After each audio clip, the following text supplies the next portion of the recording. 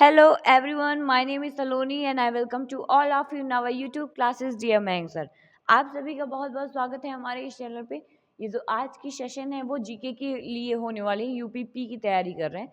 तो जितने लोग भी लाइव नहीं आए फटाफट से लाइव आइए, चैनल को जरूर से जरूर लाइक कर दीजिए, शेयर कीजिए अपने सभी फ्रेंड्स को।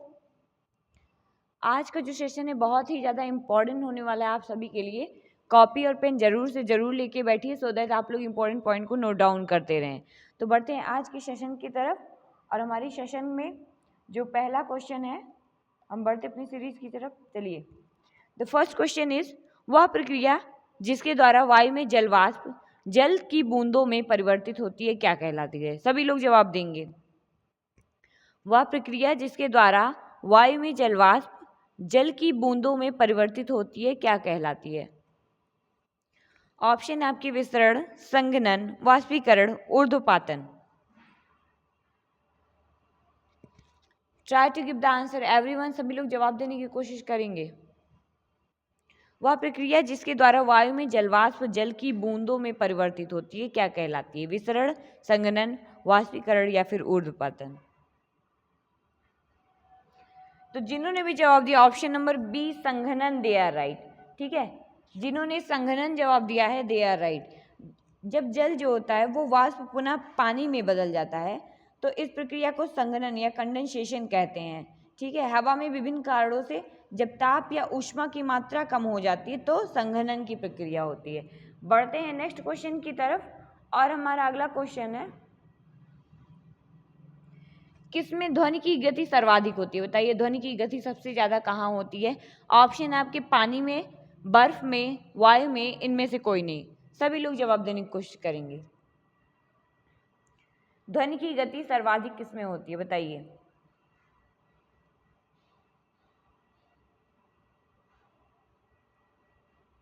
तो जिन्होंने भी जवाब दिया ऑप्शन नंबर बी बर्फ में, दे आर राइट। ठीक है, बर्फ में सबसे ज्यादा होती है। ध्वनि की जो चाल का माध्यम होता है उसकी प्रत्यास्थता पर निर्भर करती है। ध्वनि की गति ठोस में सर्वाधिक तथा गैस में निम्नतम होती है, इसीलिए जो बर्फ में जो ध्वनि की चाल होती है वो ज्यादा होती है। बढ़ते हैं नेक्स्ट क्वेश्चन की तरफ। और हमारा अगला क्वेश्चन है, मगध साम्राज्य का अंतिम शासक कौन था? बताइए, मगध साम्राज्य का अंतिम शासक। ऑप्शन आपके बिंबिसार, अजात शत्रु, उदयन, कालाशोक। सभी लोग ट्राई करेंगे आंसर देने का।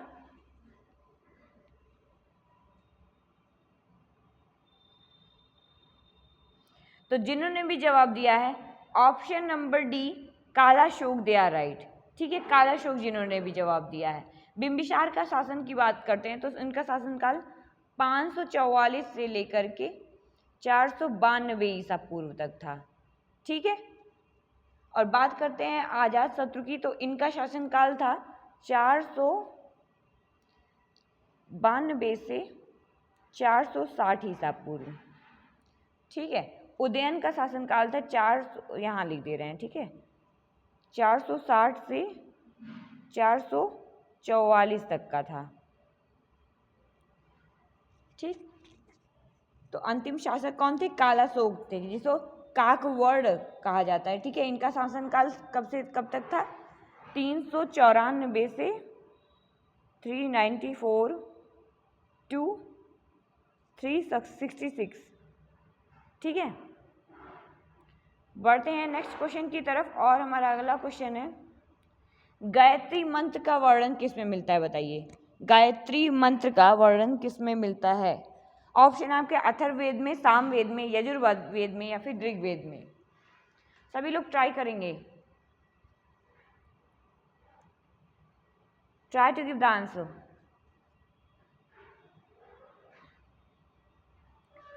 तो बात करते हैं गायत्री मंत्र की। तो गायत्री मंत्र का वर्णन जिन्होंने भी जवाब दिया ऑप्शन नंबर डी ऋग्वेद में, दे आर राइट। ठीक है, गायत्री मंत्र का वर्णन ऋग्वेद के 3रे मंडल में मिलता है। और सूर्य को समर्पित इस मंत्र के रचयिता जो थे विश्वामित्र थे। और ऋग्वेद जो है आर्यों का सबसे प्राचीन ग्रंथ है। ठीक है, बढ़ते हैं नेक्स्ट क्वेश्चन की तरफ। और हमारा अगला क्वेश्चन है,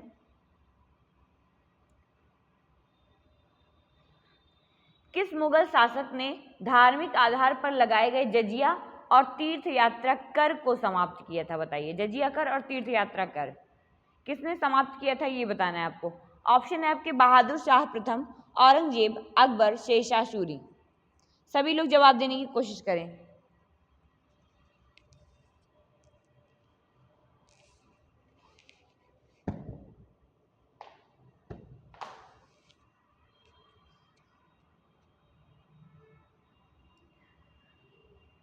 तो जिन्होंने भी जवाब दिया है option number C Akbar, they are right. ठीक है, अकबर जिन्होंने भी जवाब दिया, मुगल शासक जो अकबर थे उन्होंने धार्मिक कर पर लगाए गए जो धार्मिक आधार पर जो लगाए गए कर थे, जैसे जजिया कर हो गए, वो 1564 में, ठीक है, 1564 में खत्म किया था, राइट। और तीर्थ यात्रा कर को 1563 में समाप्त कर दिया था। बढ़ते हैं नेक्स्ट क्वेश्चन की तरफ, और हमारा अगला क्वेश्चन है, इनमें से कौन सा एक कृत्रिम कीटनाशक नहीं है? सभी लोग जवाब देंगे कौन सा एक कृत्रिम कीटनाशक नहीं है। ऑप्शन है आपके dichloro, diphenyl, chloroethane, Adrian, benzene hexachloride PHC, या फिर पैराकीट। सभी लोग जवाब देंगे कौन सा एक कृत्रिम कीटनाशक नहीं है, बताना है कौन सा नहीं है। तो जिन्होंने भी जवाब दिया option number D parakeet, they are right. ठीक है, पैराकीट जो है वो कृत्रिम एक कीटनाशी नहीं है, ये तोती की एक प्रजाति है और ये मेलाकोटिकस एडाल्स के रूप में जाना जाता है। ये जो है पहली बार 1891 में, ठीक है, 1891 में प्राणी वैज्ञानिकों के द्वारा वर्णित किया गया था और ये उत्तरी अमेरिका और यूरोप में तोते की सबसे अधिक लोकप्रिय प्रजाति है। ठीक, बढ़ते हैं नेक्स्ट क्वेश्चन की तरफ, और हमारा अगला क्वेश्चन है, सोडियम को किस में रखते हैं, बताइए। सोडियम को किस में रखा जाता है? ऑप्शन आपके मिट्टी के तेल में, सरसों के तेल में, पानी में, निर्वात में।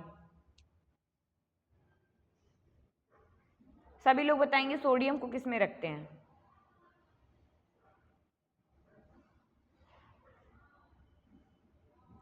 सोडियम की बात करते हैं, सोडियम बहुत ज़्यादा सक्रिय धातु है, ठीक है, इसे खुले वातावरण में नहीं रखा जा सकता है, इसीलिए इसको किस में रखते हैं? मिट्टी के तेल में। जिन्होंने जवाब दिया they are right, kerosene oil में। ठीक है, कैरोसिन में रखा जाता है। बढ़ते हैं नेक्स्ट क्वेश्चन की तरफ, और हमारा अगला क्वेश्चन है, भारत का पहला आरक्षित वन कौन सा है, बताइए। पहला आरक्षित वन, गिर, कॉर्बेट राष्ट्रीय उद्यान, कांजीरंगा, सतपुड़ा राष्ट्रीय उद्यान, बताइए। पहला आरक्षित वन, भारत का पहला आरक्षित वन की बात करते हैं तो जिन्होंने भी जवाब दिया हुआ है ऑप्शन नंबर डी सतपुड़ा राष्ट्रीय उद्यान, दे आर राइट।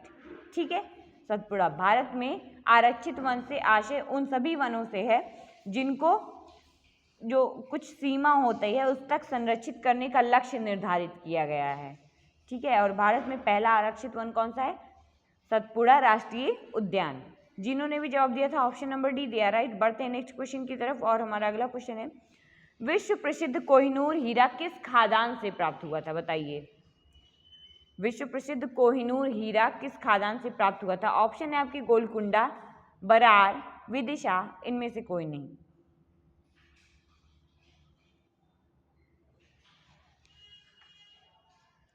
सभी लोग जवाब देंगे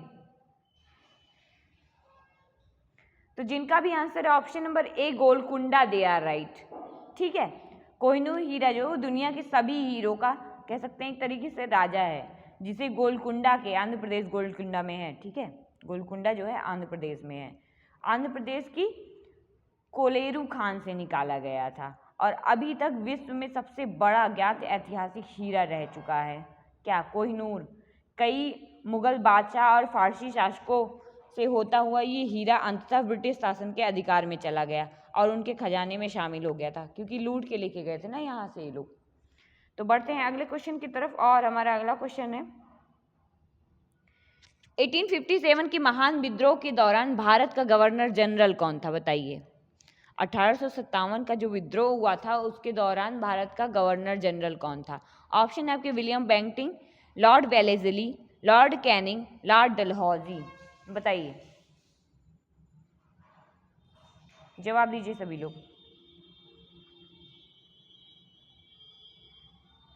तो 1857 के महान विद्रोह के दौरान भारत के गवर्नर जनरल कौन थे? जिन्होंने जवाब दिया option number D, Lord Canning, they are right. ठीक है, लॉर्ड कैनिंग जो थे वो भारत के गवर्नर जनरल थे। लॉर्ड कैनिंग वर्ष 1856 से 1862 तक के गवर्नर जनरल रहे हैं, राइट। 1856 टू 62 तक, 1862 तक। ओके, बढ़ते हैं नेक्स्ट क्वेश्चन की तरफ। और हमारा अगला क्वेश्चन है, भगत सिंह और उनके मित्रों को किस मामले में गिरफ्तार किया गया था? बताइए, कौन से मामले में गिरफ्तार किया गया था? ऑप्शन है आपके सेंट्रल असेंबली बम कांड, डलहौजी स्क्वायर बम कांड, कैक्सन हॉल में गोली चलाना, या फिर अंग्रेज अफसर जैक्सन को गोली मारना। बताइए, भगत सिंह और उनके जो मित्र थे उनको कौन से मैटर में गिरफ्तार किया गया था? सभी लोग ट्राई करेंगे आंसर देने का।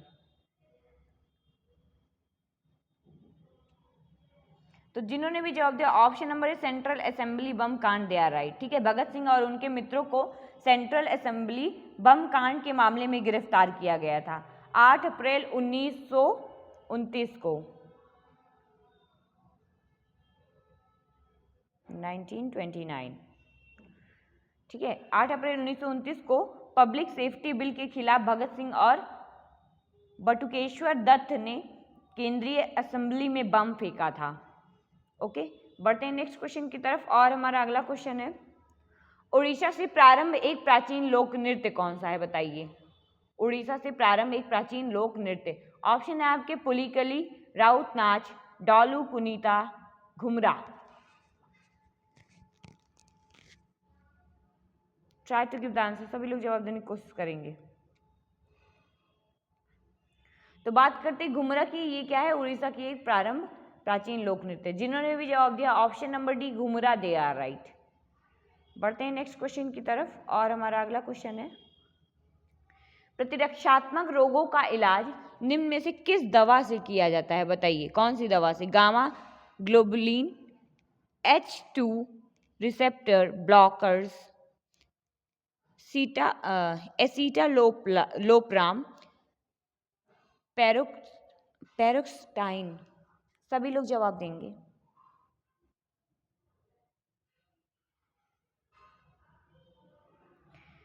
प्रतिरक्षात्मक रोगों का इलाज इनमें से किस दवा से किया जाता है? तो किस दवा से किया जाता है? जिन्होंने जवाब दिया option number A, gamma globulin, they are right. Gamma globulin जो होता है मनुष्यों और अन्य स्तनधारियों के रक्त प्लाज्मा में उपस्थित ग्लोबुलिन का एक वर्ग है जो शरीर की प्रतिरक्षा प्रणाली के भाग के रूप में कार्य करता है।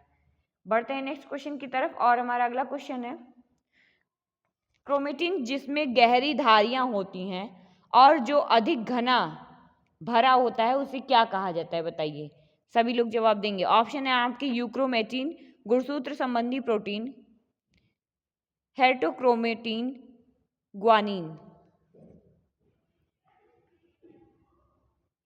बताइए। तो जिन्होंने भी जवाब दिया option number option number C, heterochromatin, they are right. ठीक है, जो क्रोमेटिन होता है जिसमें गहरी धारियां होती हैं और अधिक घना और भरा होता है उसे हेटरोक्रोमेटिन कहा जाता है। हेटरोक्रोमेटिन को क्रोमोसोमल सेगमेंट के रूप में परिभाषित किया जाता है। बढ़ते हैं नेक्स्ट क्वेश्चन की तरफ। और हमारा अगला क्वेश्चन है, भारतीय रिजर्व बैंक की स्थापना किस वर्ष की गई थी? बताइए, आरबीआई की स्थापना कौन से वर्ष में की गई थी? ऑप्शन है आपके 1950, 1947, 1935, 1932। सभी लोग बताइए, भारतीय रिजर्व बैंक की स्थापना किस वर्ष की गई थी?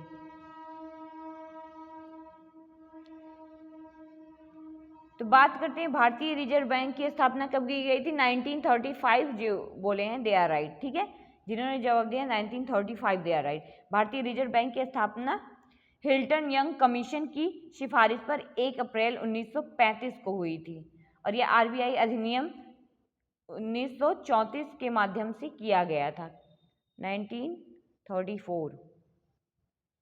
ओके। 1 जनवरी 1939 को आरबीआई का राष्ट्रीयकरण किया गया था। राष्ट्रीयकरण कब किया गया था? 1 जनवरी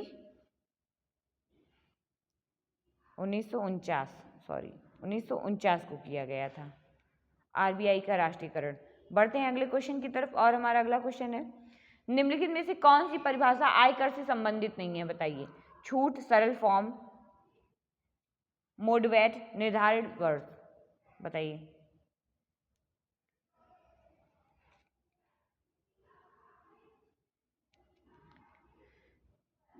आयकर से संबंधित नहीं है तो कौन सा है? जिन्होंने जवाब दिया option number C, MODVAT, they are right. ठीक है, MODVAT, modified value added tax, ये जो है वो आयकर से संबंधित नहीं है। मॉडवेट सेल टैक्स का बदला हुआ रूप था और अब ये जीएसटी के रूप में जाना जाता है। बढ़ते हैं नेक्स्ट क्वेश्चन की तरफ और हमारा अगला क्वेश्चन है, अच्छी तरह से सड़े पौधे और पशु अवशेष कौन सी खाद का एक प्रकार है? बताइए। ऑप्शन है आपके खेतों की खाद का, कंपोस्ट का, जैव खाद का, हरी खाद का। अच्छी तरह से सड़े पौधे और पशु अवशेष कौन सी खाद का एक प्रकार है?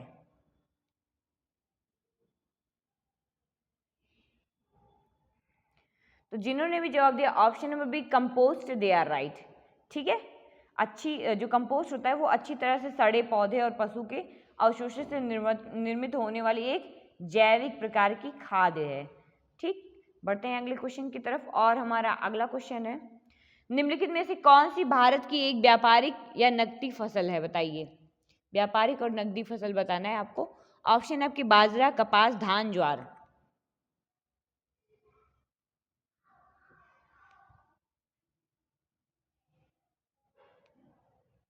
नकदी फसल की बात करते हैं। नकदी फसल कौन सी होती है? वो फसल जो व्यापार के उद्देश्य से किसानों के द्वारा तैयार की जाती है, नकदी फसलें कहलाती हैं। ठीक है, तो जिन्होंने भी जवाब दिया ऑप्शन नंबर बी, कपास, दे आर राइट। कपास हो गया, गन्ना, तंबाकू, जूट, ये सब क्या है? नकदी फसल है। बढ़ते हैं नेक्स्ट क्वेश्चन की तरफ और हमारा अगला क्वेश्चन है, जब पृथ्वी पूर्व की तरफ घूमती है तो पूर्वी जगहों का स्थानीय समय क्या होगा? बताइए। ऑप्शन है आपके पश्चिमी स्थानों के स्थानीय जगहों से पीछे, पश्चिमी स्थानों के स्थानीय जगहों से आगे, पश्चिमी स्थानों के समान या फिर उपयुक्त में से कोई नहीं।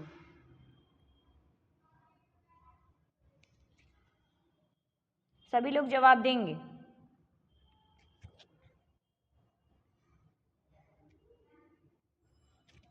तो जिन्होंने भी जवाब दिया ऑप्शन नंबर बी, पश्चिमी स्थानों के स्थानीय जगहों से आगे, दे आर राइट।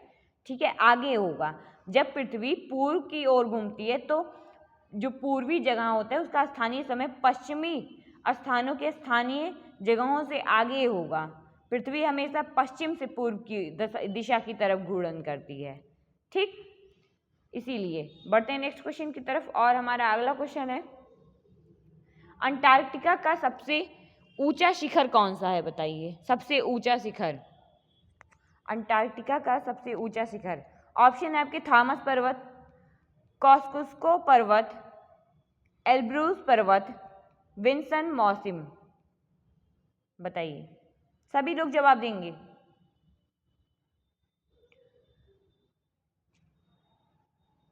तो बात करते हैं अंटार्कटिका की सबसे ऊंची शिखर कौन सी है। जिन्होंने भी जवाब दिया option number D, Vinson Massif, they are right. ठीक है, विंसन मैसिव जो है वो अंटार्कटिका के एल्सवर्थ पहाड़ियों की सेंट्रिनल पर्वतमाला की एक शाखा के रूप में स्थित है। ठीक है, बड़ा पर्वत है, पर्वत मैसिव है। ये दक्षिणी ध्रुव से 1200 किलोमीटर दूर है। ठीक, बढ़ते हैं अगले क्वेश्चन की तरफ और हमारा अगला क्वेश्चन है, इलायची पहाड़ियां निम्नलिखित में से किस पर्वत श्रृंखला पर स्थित है? बताइए। इलायची पहाड़ियां, ऑप्शन है आपके विंध्य, पश्चिमी घाट, पूर्वांचल, पूर्वी घाट। सभी लोग जवाब देंगे। इलायची पहाड़ियां निम्न में से किस पर्वत श्रृंखला पर स्थित है?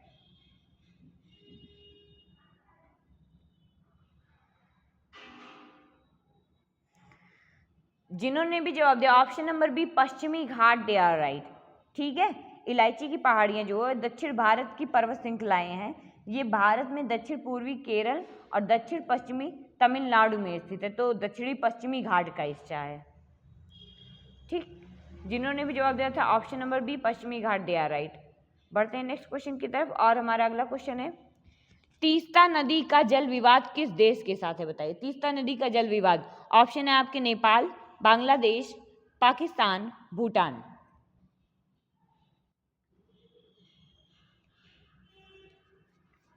तीस्ता नदी किस जल संबंधित कौन से देश का विवाद है? तो तीस्ता नदी का जल विवाद जो है किस देश के साथ है? जिन्होंने जवाब दिया ऑप्शन नंबर बी बांग्लादेश के साथ है। ठीक है, बांग्लादेश के साथ है, भारत व बांग्लादेश के मध्य का है। बढ़ते हैं नेक्स्ट क्वेश्चन की तरफ, और हमारा अगला क्वेश्चन है न्यू डेवलपमेंट बैंक के पहले अध्यक्ष कौन थे? न्यू डेवलपमेंट बैंक के पहले अध्यक्ष बताइए। Jim Yong Kim, Antonio Guterres, Jiano Zhu, KV Kamat.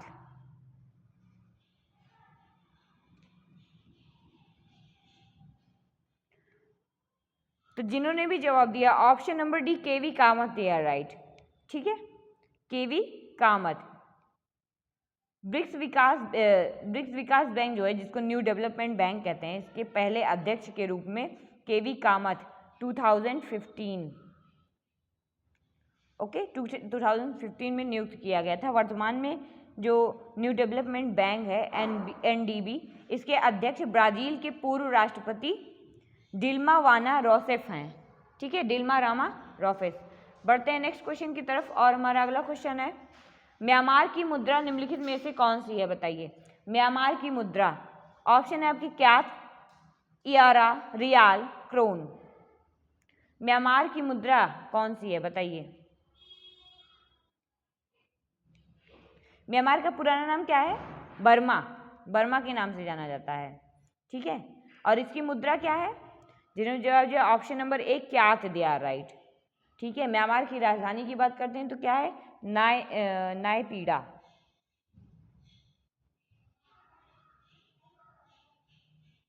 Okay, बढ़ते हैं नेक्स्ट क्वेश्चन की तरफ, और हमारा अगला क्वेश्चन है संयुक्त राष्ट्र दिवस कब मनाया जाता है, बताइए। संयुक्त राष्ट्र दिवस, ऑप्शन है आपके 25 दिसंबर, 26 जनवरी, 24 अक्टूबर, 24 जनवरी। बताइए।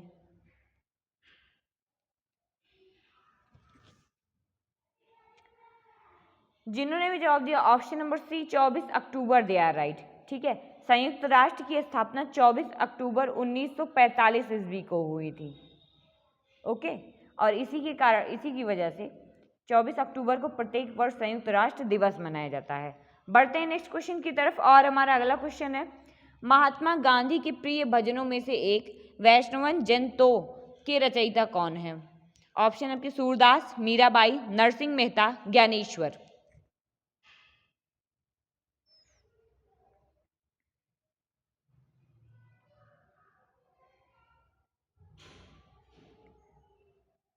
तो जिन्होंने जवाब दिया option number C Narsinh Mehta, they are right. ठीक है, ये जो भजन है राष्ट्रपिता महात्मा गांधी का प्रिय भजन है और उनका जो जीवन दर्शन भी था। ये भजन जो गुजरात के नरसिंह मेहता का है। ठीक, बढ़ते हैं नेक्स्ट क्वेश्चन की तरफ, और हमारा अगला क्वेश्चन है कौन सा राज्य भारतीय संविधान की 6ठी अनुसूची में उल्लिखित नहीं है? बताइए, कौन सा राज्य भारतीय संविधान की 6वीं अनुसूची में उल्लिखित नहीं है? ऑप्शन है आपके नागालैंड, असम, त्रिपुरा, मिजोरम। बताइए।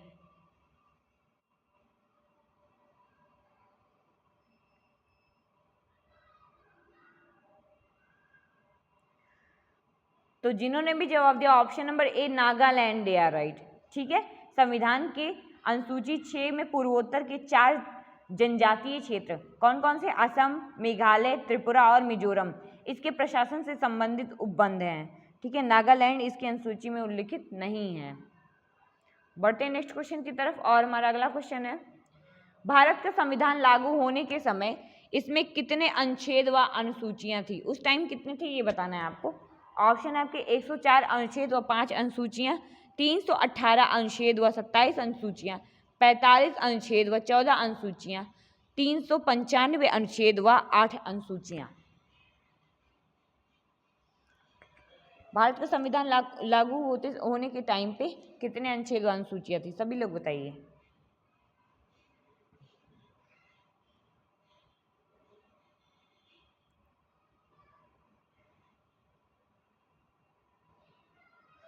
छब्बीस नवंबर 1949, ठीक है।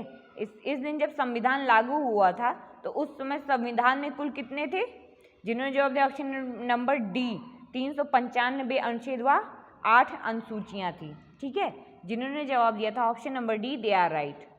बढ़ते हैं नेक्स्ट क्वेश्चन की तरफ और हमारा अगला क्वेश्चन है, लोकसभा के अध्यक्ष और राज्यसभा के अध्यक्ष के वेतन और भत्ते कहाँ से दिए जाते हैं, बताइए।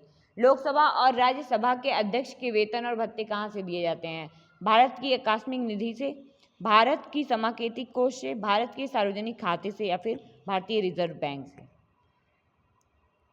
बताइए।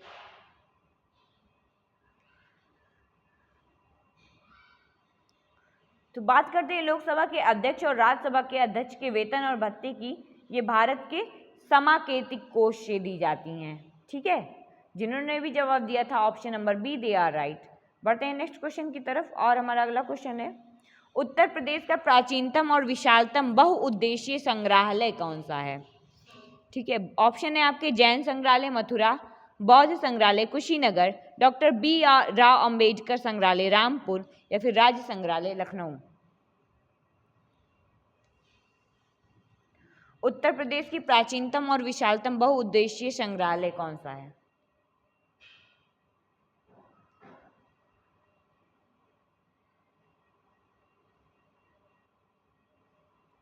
कौन सा है? जिन्होंने भी जवाब दिया है ऑप्शन नंबर डी, लखनऊ राज्य संग्रहालय, दे आर राइट, ठीक है।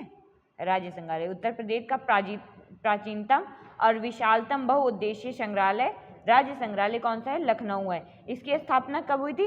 1863 में की गई थी, ठीक है, 1863 में। बढ़ते हैं नेक्स्ट क्वेश्चन की तरफ और हमारा अगला क्वेश्चन है, निम्नलिखित में से कौन सी प्रसिद्ध भारतीय शास्त्रीय गायिका को उसके शिष्यों के द्वारा प्यार से अप्पा जी बुलाया जाता था? अप्पा जी के नाम से कौन जाना जाता है? ऑप्शन है आपकी गिरजा देवी, किशोरी आमोनकर, वसुंधरा कोमकली और हीराबाई बरोडकर। सभी लोग जवाब देंगे।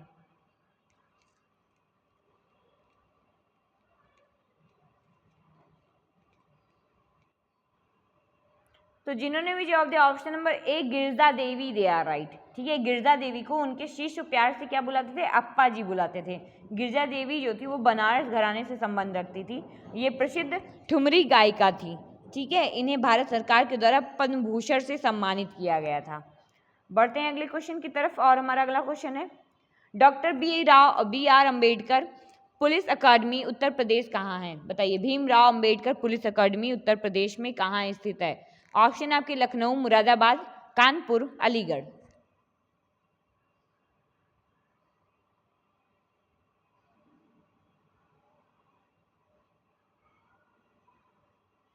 बात करते हैं doctor Bhimrao Ambedkar police academy Uttar प्रदेश के कौन से जिले में स्थित है? मुरादाबाद। जिन्होंने भी जवाब दिया, दे आर राइट, ठीक है। मुरादाबाद जिले में स्थित है। ये अकादमी जो पहले पुलिस प्रशिक्षण महाविद्यालय के रूप में जाना जाता है। बढ़ते हैं नेक्स्ट क्वेश्चन की तरफ और हमारा अगला क्वेश्चन है, प्रशासनिक सुविधा के लिए उत्तर प्रदेश में कितने विकास खंड हैं? बताइए। 822, 922, 1022 या फिर 722? कितने विकास खंड हैं?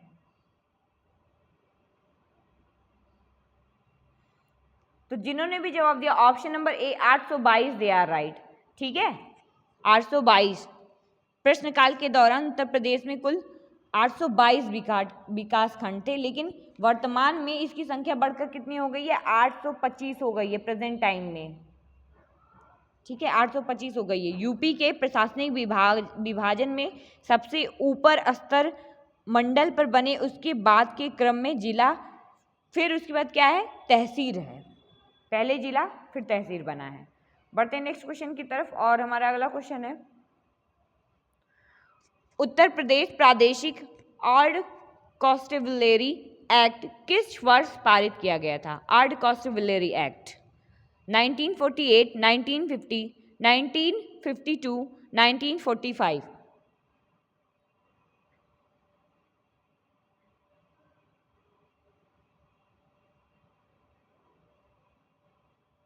तो जिन्होंने भी जवाब दिया ऑप्शन नंबर है 1948 दिया राइट।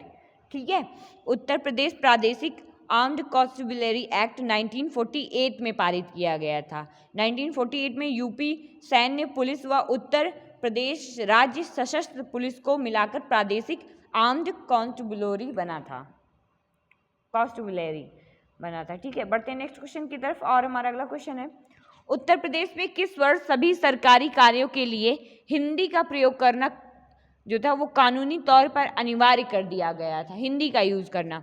ऑप्शन है आपकी 1947, 1957, 1968, 1977। सभी लोग ट्राई करेंगे आंसर देने का।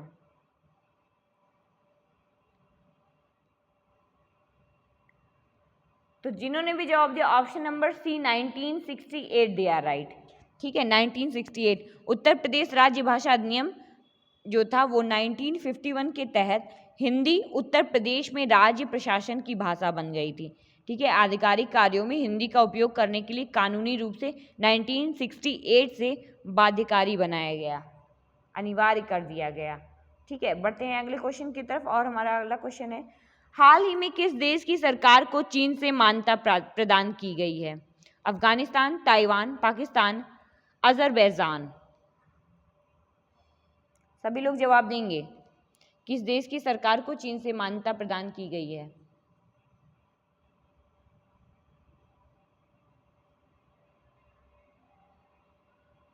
तो जिन्होंने जवाब दिया ऑप्शन नंबर ए दिया राइट, अफगानिस्तान। ठीक है, अफगानिस्तान को दिसंबर 2023 में चीन ने अफगानिस्तान की तालिबान सरकार को मान्यता प्रदान की है। ठीक है, तालिबान एक आतंकी संगठन है जिसे अफगानिस्तान की सरकार को हराकर सत्ता को अपने हाथ में ले रखा है। बढ़ते हैं अगले क्वेश्चन की तरफ और हमारा अगला क्वेश्चन है, हाल ही में किस देश के सुल्तान भारत यात्रा पर रहे हैं? ऑप्शन है आपके संयुक्त अरब अमीरात, सऊदी अरब, ओमान, यमन। कौन से देश के सुल्तान भारत की यात्रा पर रहे हैं बताइए?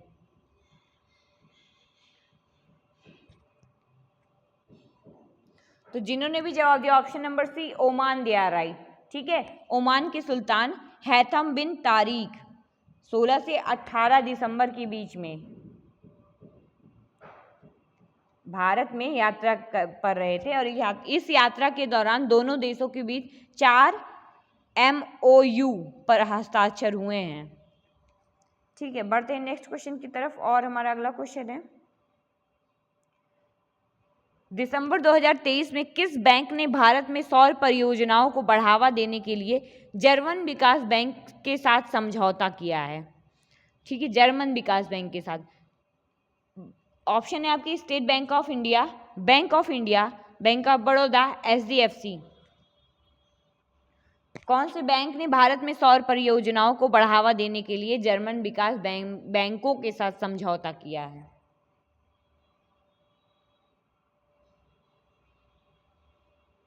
तो जिन्होंने भी जवाब दिया option number A State Bank of India they are right. ठीक है, State Bank of India SBI ने भारत में सौर परियोजनाओं को बढ़ावा देने के लिए SBI ने जर्मन विकास बैंक के साथ 70 मिलियन यूरो की लाइन ऑफ क्रेडिट पर हस्ताक्षर किया है। तो आई होप आज का क्लास आपको बहुत पसंद आया होगा, लाइक शेयर जरूर कीजिएगा और आज के सेशन को अटेंड करने के लिए थैंक यू सो मच।